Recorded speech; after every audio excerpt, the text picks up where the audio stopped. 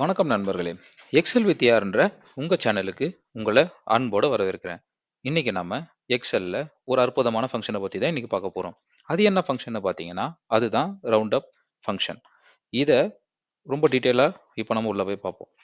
Round up ஃபங்ஷன்னா என்ன? அது எதுக்கு யூஸ் பண்றோம்னு பார்த்தீங்கன்னா, ரவுண்ட் அப்ன்றது ஒரு எண்ண கொஞ்சம் இன்கிரீஸ் பண்ணி, நெக்ஸ்ட் லெவலுக்கு இன்கிரீஸ் பண்ணி, அத ரவுண்ட் பண்ணி எக்ஸெல்ல வெளிக்காட்டி குடுக்கும். இது அக்கவுண்டிங்க்கு ரொம்ப ப்ரிசியஸான டேட்டாவ குடுக்கும். முக்கியமா இது எப்போதும் இன்கிரீஸ் பண்ணி மட்டும் தான் ரவுண்ட் பண்ணும். ரவுண்டு செயல்பாடு போல மேலே கீழன்னு போகாது. எது நியரோ அந்த மாரி போகாது. ரவுண்ட் அப் ஃபங்ஷனோட சின்டாக்ஸ பத்தி பார்ப்போம். சேம் ரவுண்டுல இருக்க மாரியே தான் ரவுண்ட் அப் போட்ட பிறகு நம்பர். எந்த நம்பர நான் மாத்தப் போறேன், அந்த நம்பர நான் செலக்ட் பண்ணணும். நெக்ஸ்ட்டு எத்தன நம்பர் 0வா, -1ஆ, 1ஆ, 2வா இல்ல அந்த மாதிரி நம்ம நம்பர டிஜிட் பண்றதுக்கு எத்தன டெசிமல் வரைக்கும் எடுக்கணுமோ, இல்ல அந்த மாரி ஃபிக்ஸ் பண்றதுக்கு அந்த நம்பர் டிஜிட் யூஸ் பண்றோம். இப்ப வாங்க ஃபங்ஷனுக்குள்ள போலாம். இது ஒரு எக்ஸாம்பிள்னு வச்சுக்கோங்க. இந்த எக்ஸாம்பிள்ல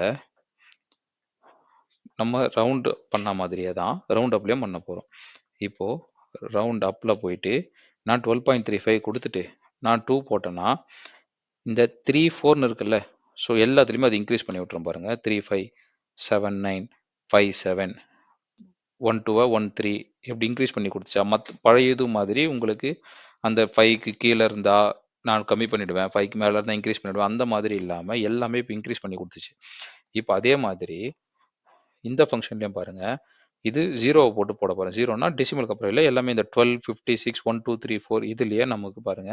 12ன்றது 13 ஆக்கிடுச்சா? 56 பாயிண்ட்க்கு மேல வந்த உடனே அது 57 ஆக்கிடுச்சா? 1, 2, 3, 4ன்றத 1, 2, 3, 4, 5ஆ மாத்திடுச்சா? 0வ 1ஆ மாத்திடுச்சா? நெக்ஸ்ட்டு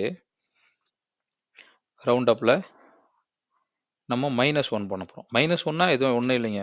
நமக்கு டென்ஸ், ஹண்ட்ரட்ஸ் அந்த மாதிரி 1000 அப்படிதான் காட்டும்.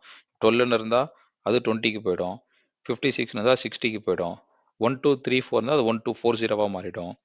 0.12ன்னு இருந்தா அது 10ஆ மாறிடும். ஸோ எல்லாமே டென்ஸ், டென்ஸ், 100, 1000 அந்த மாதிரி காட்டும்.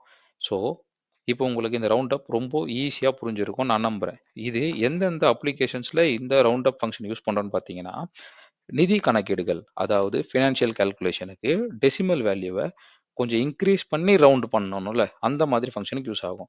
அதாவது இப்போ ஒருத்தரோட சேலரி வந்து 33,458 அப்படின்னு இருக்குன்னா, அவங்களுக்கு வந்து 458ன்னு போடாம 33,500 அந்த மாதிரி அந்த 458 ரவுண்ட் அப் பண்ணி குடுத்துரும். இல்லன்னா 460 அப்படி ரவுண்ட் அப் பண்ணி குடுத்துரும். அதுக்கு தான் இந்த இது. அதே மாதிரி கணக்கீடுகளுக்கான துல்லியமான மதிப்பீடுகள் குடுக்கும். அதாவது ப்ரிசைஸ் கால்குலேஷன் சொல்லாத. அதாவது அதிகமான ஒரு துல்லியம் இல்லாம, அதாவது எக்ஸாக்ட் ப்ரிசைஸ் கால்குலேஷனா இல்லாம, ஒரு ரவுண்டிங் தேவைப்படும்போது இத யூஸ் பண்ணிக்கலாம். அதே மாரி அளவீட்டு கணக்கீடுகள், அதாவது மெஷர்மென்ட் கால்குலேஷன்ஸ்க்கு எக்ஸாம்பிள் சென்டிமீட்டர், இன்ச்சஸ்ன்னு நம்ம ஆல்ரெடி பார்த்துருந்தோம்ல.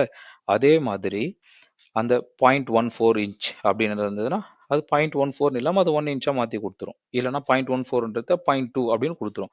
ஸோ அந்த மாதிரி மெஷர்மென்ட் கால்குலேஷன் யூஸ் ஆகும். இன்னொன்னு டாக்ஸ் கால்குலேஷன். நம்ம சேலரில சொன்ன மாதிரியே தான் ஜிஎஸ்டி, விஏடி அது மாதிரி கால்குலேட் பண்ணும்போது, அதிக மதிப்பில் ரவுண்டிங் பண்றதுக்கு, அதாவது மில்லியன்ல வந்துட்டு 1,000,000 0.87 அப்படின்னு வந்துச்சுன்னா, அது கரெக்ட்டா 1,000,001 அந்த மாதிரி மாத்தி குடுக்கறதுக்கு யூஸ் பண்ணலாம்.